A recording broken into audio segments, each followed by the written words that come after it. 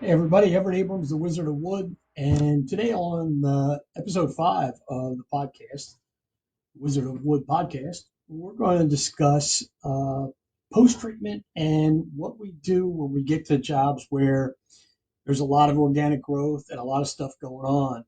And I guess the assumption out there is that there is some kind of magic product, magic potion that is going to magically restore neglected wood, uh, which basically really cannot happen.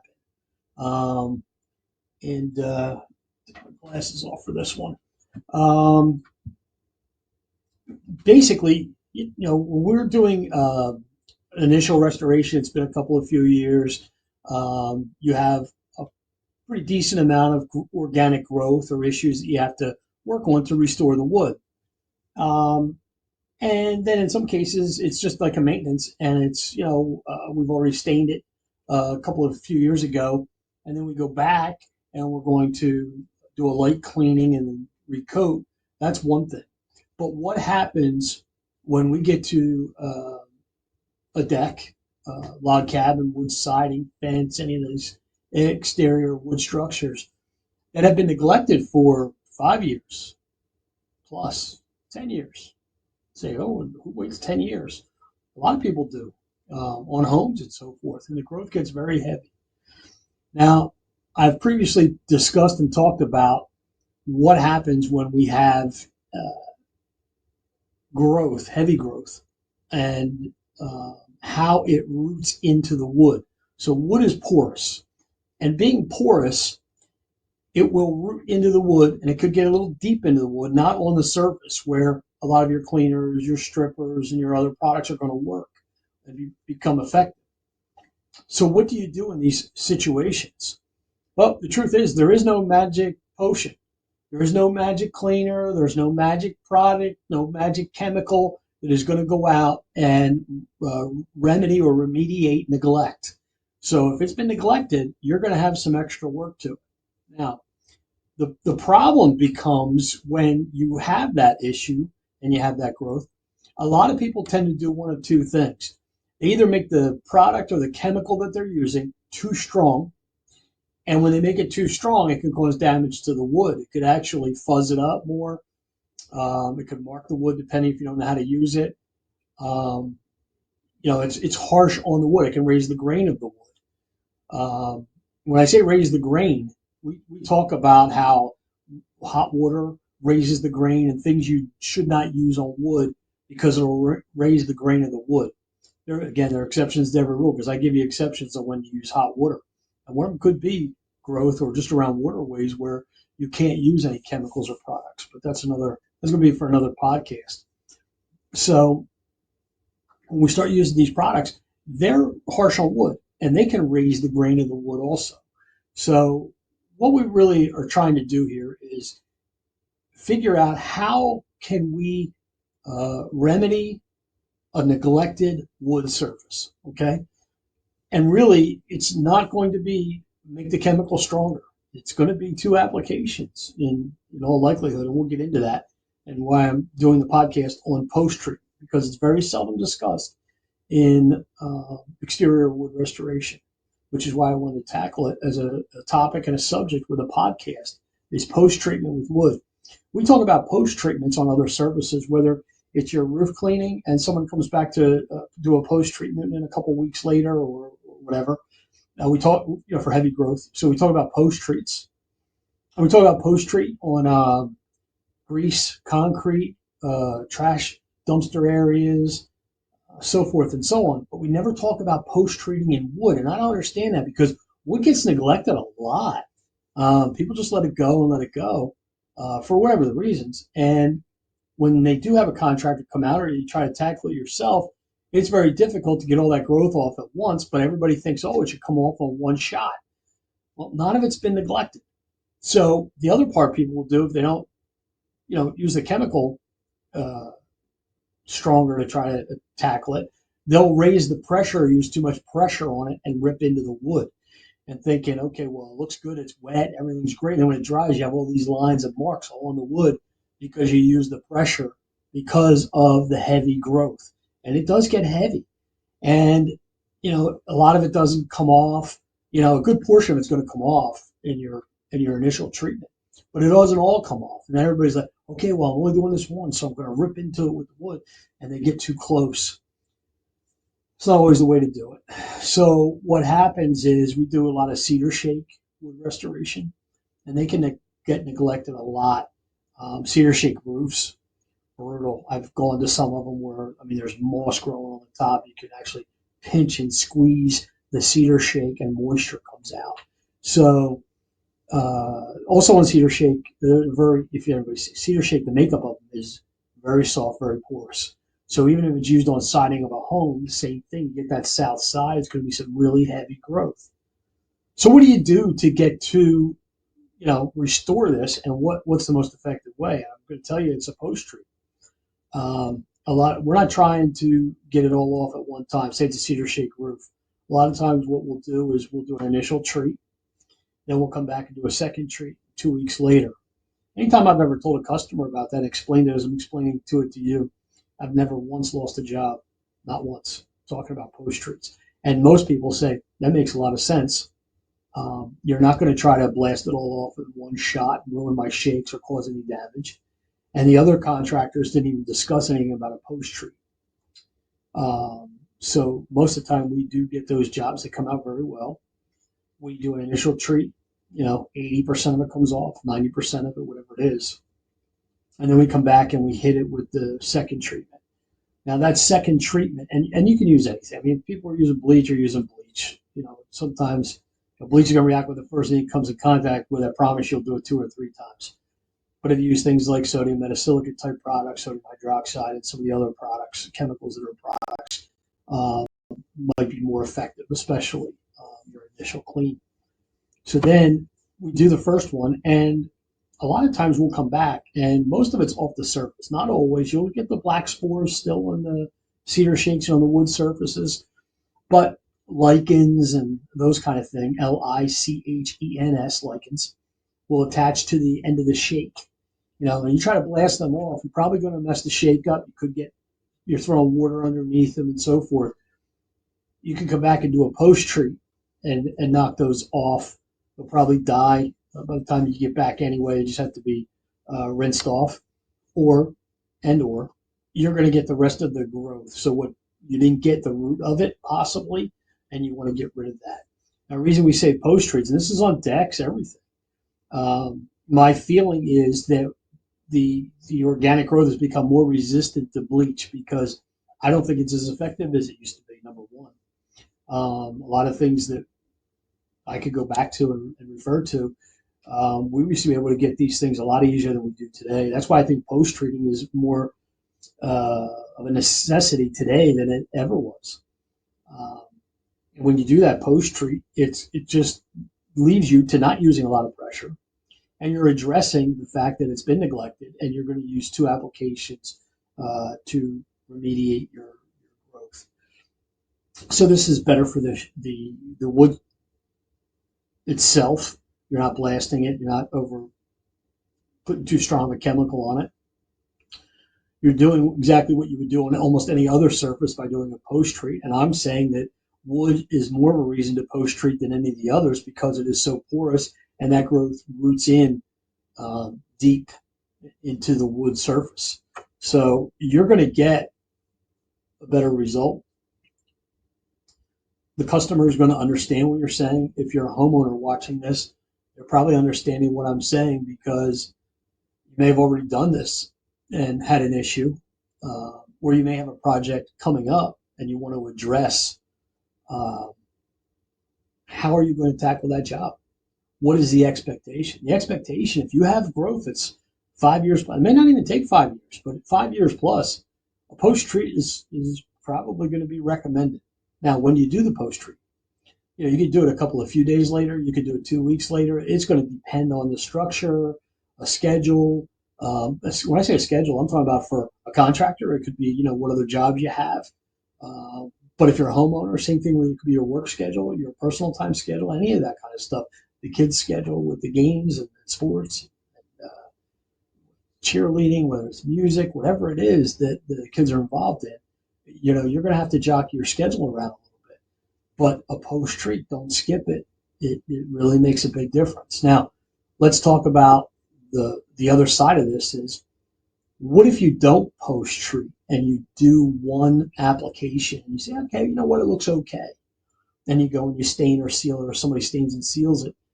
And then what happens? Well, you'd be surprised how many pictures I get nowadays that I didn't get before. And often, uh, people will send me the before picture when it was done and say, man, didn't this look great?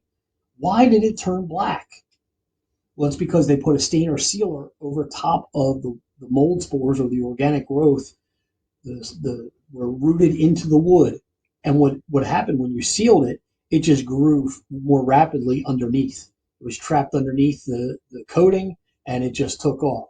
So I will get a picture 3 to 6 months later and it's black or turning black or turned black. And, I see all kinds of variations of just, decent amount of growth or a lot of growth. And it's because, and I get the before pictures too. And everybody says, oh, they look great. I don't understand. The understanding really is the fact that we did not get rid of the mold spores, the mold and mildew spores, the root of the growth, that kind of stuff beforehand. And it took off and it just made a bigger mess. Now, the remedy to all that, yes, strip off the coating to get to the growth now. So now you've created a lot more work. And then I have seen some people where they make the worst mistake and they just say, oh, you know what, I'm just going to cover it with a solid stain. The key is never put a good coat on a bad coat. So if you have a bad coat, something that has to be remedied, you're going to have to tackle that and take care of that first. Because if you just stain over top, guess what? It's not going to adhere correctly. The growth is still going to be there. It's still going to grow. It grows through. When it does, now how are you going to get that solid stain off? How are you going to fix that? You just compounded the problem and made it worse. So there's a lot going on when it comes to organic growth and prepping a wood surface. Um, but post treatments are something that is never, shouldn't say never, rarely discussed in wood restoration.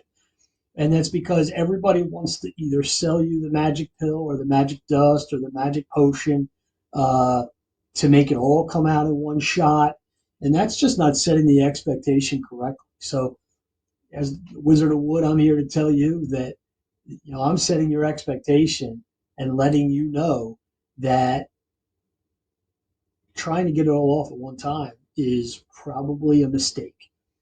Again, if it's less than 5 years, that's what these products are made for. They're supposed to be able to get that stuff off. And depending on where you're located on the property or even where you're at demographically, your climate and so forth, sometimes you're going to get away with going further than the 5 years and still having a good result. But those that don't, you need to do a post treat. Now, when it dries, it's pretty easy to identify these mold spores. You'll see black marks, you'll see the little spores, you'll see the growth didn't come up real well, and you say to yourself, okay, wow, what should I do?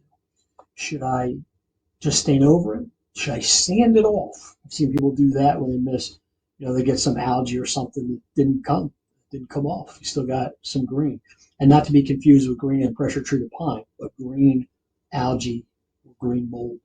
And then what happens is, um, if you don't get rid of that the correct way, then again, it's just going to grow back. So again, a post treat, when you do a post treat, you could make the solution that you started with about half as strong as what you did the first application.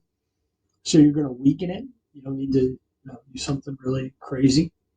If you're trying to get to the root of the growth, sodium oxygenated bleach or sodium percarbonate is one that gets to the root. Hydrogen peroxide gets to the root. Sodium metasilicate will get to the root. Sodium hydroxide gets to the root. Potassium hydroxide gets to the root. Just throwing out some chemicals that are going to be in these products.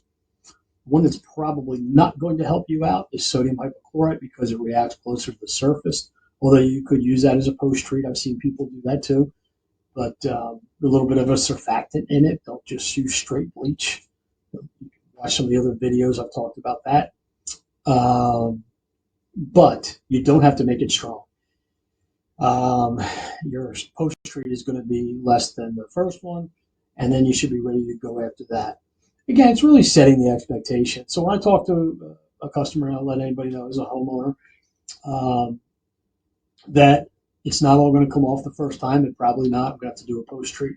That way, I know that moving forward, I do not have to worry about going back to the root, or I should not of that. I'm really just going to protect the coating that's on the top. My new growth should be on the top of the coating or on the stain or sealed surface. And then I'm just going to clean the growth off of that in the future. If I don't do this correctly now, I'm going to have issues in the future. I'm going to have to be more aggressive in my next uh, application, whether it's sooner or later. And it's probably going to involve using a stripper to remove the coating before I can make this thing look good again. Um, so that's really what it comes down to when it comes to post treating, setting the expectation, uh, identifying issues where you have neglect, which let's face it, a lot of neglect out there with wood. We just let it go too long sometimes. We don't stay with a maintenance program. Um, and then that's where it leads to this expectation that you're going to have this magic potion product that's going to just make everything great in one shot, even if we neglect it. Uh, but then again, add that to the fact that, as I alluded to, I believe that a lot of the growth is more resistant to the products, the chemicals, specifically bleach, that we saw 30 years ago. So more and more, the need for using a post treatment is very, very, very important. Now, I alluded to cedar shakes. Cedar shakes is probably I would say, the biggest wood uh, substrate that we're going to work with. Cedar is very soft, very porous, but cedar shakes, when they're cut, are extremely porous, and you don't want to blow them up. You don't want to use a lot of pressure. You don't want to over chemical them and dry them out. If you leave chemicals in the products in cedar shakes, that'll dry the cedar shake out. And you could see that if you wanted to do a test on yourself. You could dip one in a product or bleach or sodium hydroxide product, and then just kind of leave it, and then take one and rinse it off really, really good and leave them out. You'll notice in 2 years there's a difference in those two shakes. It really, really will dry them out. We don't want dried cedar shakes because once they crack, then they have to be replaced. They'll pop off and so forth. So we want to, keep the integrity of the cedar shake well. So again, most of this is going to post treats involve cedar shakes for me. But again, that does not mean we don't do that on log cabins, on decks, on a log cabin. If you're doing a log cabin, a lot of times, so you have the arc in a log, okay, that rounded side that faces you, and the top is always good, the front and the top, but underneath that, uh, the log, that's where a lot of growth will show up. And I've seen that a lot where that has to be post treated as well. So don't think this is just a cedar shake issue. It could be the structure and how it is, the underside of those logs. It's definitely, cedar is definitely very soft. That's another thing with pine. People think that, pine it's harder. Pine is harder than the cedar. Cedar being one of the 10 softest woods there is. But that doesn't mean that pine is a hardwood, because it's not. It's a softwood. So it can root into your pressure treated pine deck just as well. And especially as pine gets older, it gets those small cracks or checks in them, and it's not uncommon for growth to root into those areas. So as I wind up here, just want you to get to think and set the expectation when you guys are out there working on a wood-sided home, a log cabin, a fence, especially that fence that's in the shade a lot, has a lot of growth in it, especially mostly willow, cedar, pine, but a wood fence, you're going to get that one side that's going to be a little harder to get. Don't discount a post tree, but you still have to get paid for it, or if you're a contractor, or allow for it if you're a homeowner an extra day to be able to do that post tree, and then you price accordingly. But that will save you a ton of having to go back and fix it later if you're a contractor. It could be the difference of you losing money on a job. If you're a homeowner, possibly of you having to hire a contractor to fix a mistake that you can't fix now. So I look at it from the other side, what it could save you, and it's a big deal. So I'm Everett Abrams, Wizard of Wood, and here talking to you about post treatments, and don't discount them. And let's talk more about post treatments in this industry because it's definitely needed. Thank you for watching. Hey, I'm Everett Abrams, the Wizard of Wood, and thank you for watching the podcast. If you'd like to get in touch with me, either follow my link tree or catch me toll free at 866-440-3325. Again, thank you for watching, and see you in the next episode.